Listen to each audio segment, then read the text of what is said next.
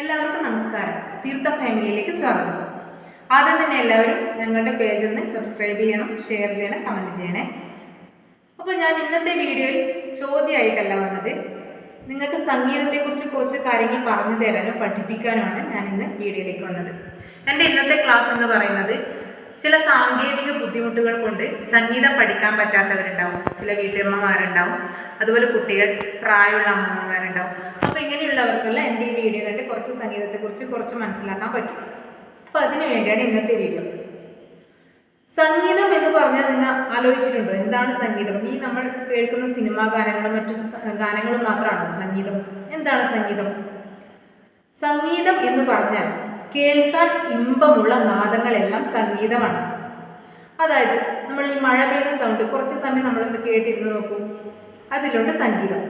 കാറ്റ് വീശുന്ന ആ ഓളങ്ങളിലുണ്ട് സംഗീതം, പുഴയുടെ ഓളം, ഇതിലൊക്കെ സംഗീതമുണ്ട്.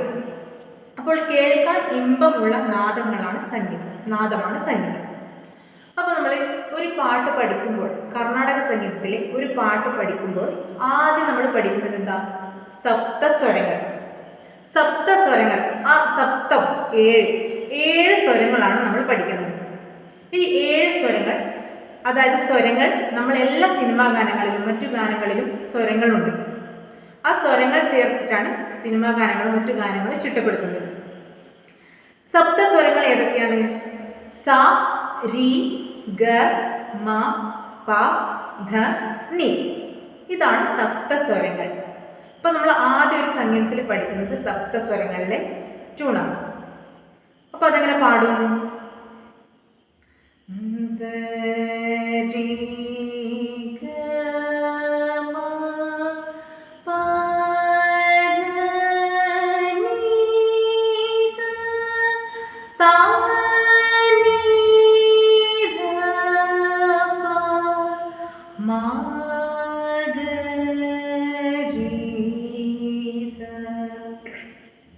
ഇതെങ്ങനെ പാടുന്നത് നിങ്ങൾ നോക്കിയിട്ടുണ്ടോ?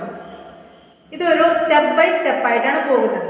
അതായത് ആരോഹണം, അവരോഹണം. നമ്മൾ മാത്സ് പഠിച്ചിട്ടുണ്ടല്ലോ, ചെറുതിൽ നിന്ന് വലുതിലേക്ക് പോകുന്നത് ആരോഹണം, വലുതിൽ നിന്ന് ചെറുതിലേക്ക് വരുന്നത് അവരോഹണം.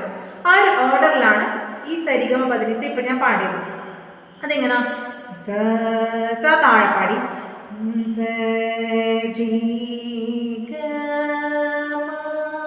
കുറച്ച് രീനെക്കാട്ടി കുറച്ച് കയറി ഗ, ഗാനെക്കാട്ടി കുറച്ച് കയറി മ,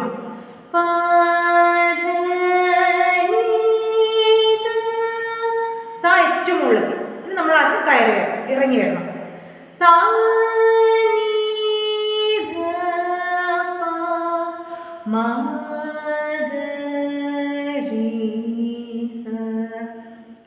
മനസ്സിലായോ?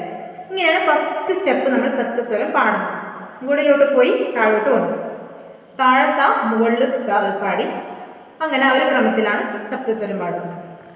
കുറച്ച് മനസ്സിലായില്ലേ നിങ്ങൾക്ക്? എങ്ങനെയാണ് സംഗീതത്തിൻ്റെ ഫസ്റ്റ് സ്റ്റെപ്പ് എങ്ങനെയാണ് മനസ്സിലായില്ലേ? അപ്പോൾ അടുത്ത വീഡിയോയിൽ കൂടുതൽ കാര്യങ്ങളായിട്ട് നമുക്ക് വരാം. അതായത് സപ്തസ്വരങ്ങൾ, ആ സാ ഒരു ഷോർട്ട് വേർഡാണ്.